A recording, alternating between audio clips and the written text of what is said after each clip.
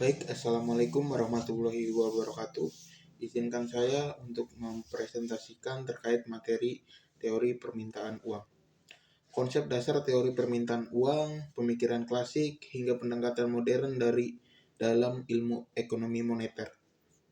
Baik, terkait pengertian dari permintaan uang adalah atau sering disebut juga demand for money adalah jumlah uang yang ingin dipegang oleh masyarakat bentuk kas atau simpanan yang mudah dicairkan, bukan dalam bentuk aset lain seperti obligasi atau saham.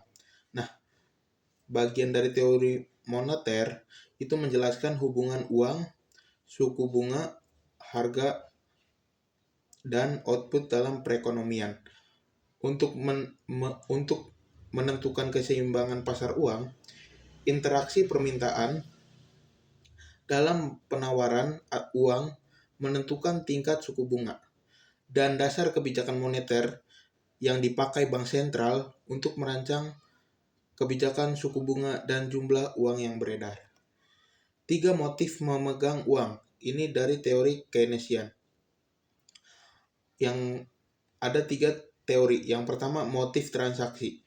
Uang dipegang untuk membiayai kebutuhan transaksi sehari-hari dipengaruhi oleh tingkat pendapatan. Yang kedua, motif berjaga-jaga. Uang disimpan sebagai cadangan untuk menghadapi kebutuhan atau pengeluaran tak terduga. Dan yang terakhir, motif spekulasi. Uang dipegang untuk memanfaatkan peluang, keuntungan, dan fluktuasi suku bunga dan surat hutang berharga. Dan teori klasik, teori kuantitas atau sering disebut teori kuantitas uang. MV sama dengan PT adalah rumus perkalian jumlah uang yang beredar. Kecepatan peredaran sama dengan perkalian tingkat harga dan volume transaksi. M artinya jumlah uang yang beredar, V kecepatan perputaran uang, P tingkat harga barang, dan T volume transaksi atau sering disebut output. Nah, inti dari pemikiran ini, permintaan uang timbul semata-mata untuk keperluan transaksi. Jumlah uang yang beredar berbanding lurus dengan tingkat harga atau teori kuantitas klasik. Sehingga kecepatan peredaran uang dan volume transaksi dianggap relatif konstan dalam jangka panjang. Oke, di sini ada pendekatan Cambridge atau cash balance yang dikembangkan oleh Alfred Marshall dan Arthur Vigo. Di mana di sini ada MD sama dengan K dikali P dikali Y, yang dimana MD adalah jumlah permintaan uang, K adalah proporsi pendapatan yang dipegang tunai, P adalah tingkat harga, dan Y pendapatan real atau output.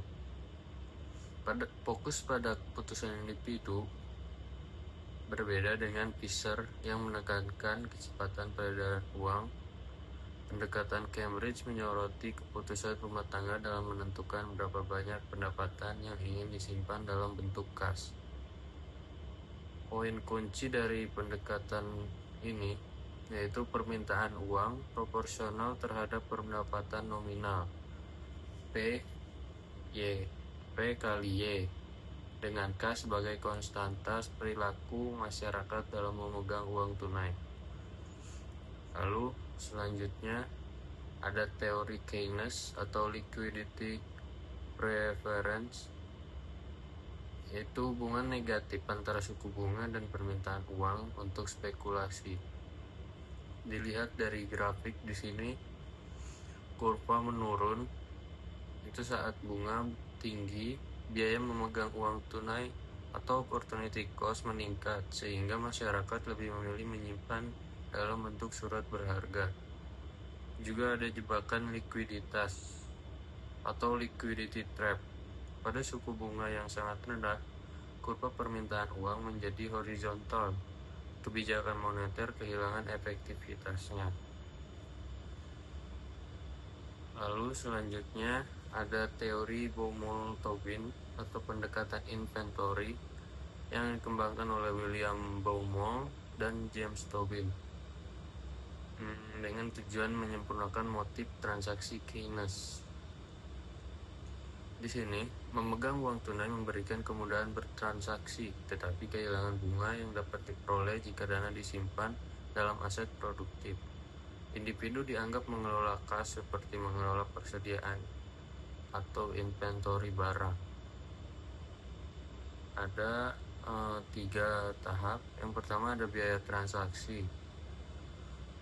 Semakin sering menarik uang dari bank atau aset, semakin besar biaya administrasi yang ditanggung. Kedua ada biaya peluang. Memegang kas dalam jumlah besar berarti kehilangan potensi bunga dari aset produktif. Dan yang terakhir ada titik optimal. Individu menyeimbangkan kedua biaya untuk menentukan jumlah kas optimal yang dipegang. Selanjutnya ada teori modern Milton Friedman, di mana Friedman memandang uang sebagai salah satu bentuk aset seperti obligasi, saham, atau barang yang dipilih rumah tangga berdasarkan kekayaan permanen dan dibandingkan imbal hasil antar aset. Yang pertama, pendapatan permanen, yaitu permintaan uang lebih ditentukan oleh kekayaan, pendapatan jangka panjang, bukan pendapatan sesaat. Lalu return aset lain, perbandingan imbal hasil saham, obligasi, dan barang mempengaruhi porsi kekayaan yang disimpan sebagai uang.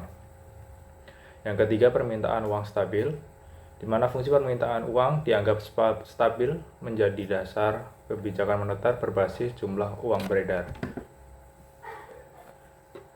Selanjutnya ada faktor-faktor yang mempengaruhi permintaan uang. Yang pertama, tingkat pendapatan. Jika pendapatan naik, kebutuhan transaksi akan meningkat. Yang kedua, suku bunga.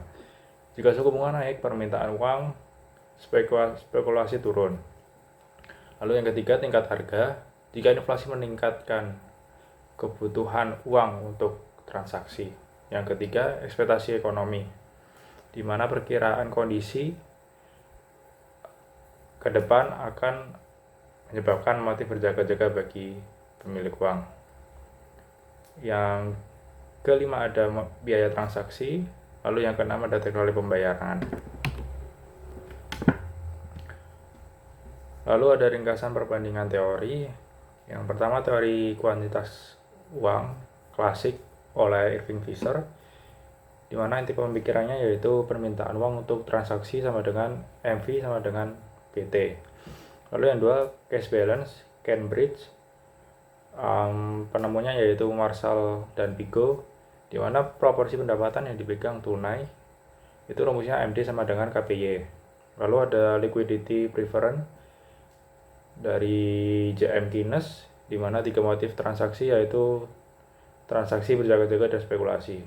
Lalu yang kelima ada pendekatan inventory, Baumol dan Tobin, di mana optimalisasi biaya transaksi versus biaya peluang.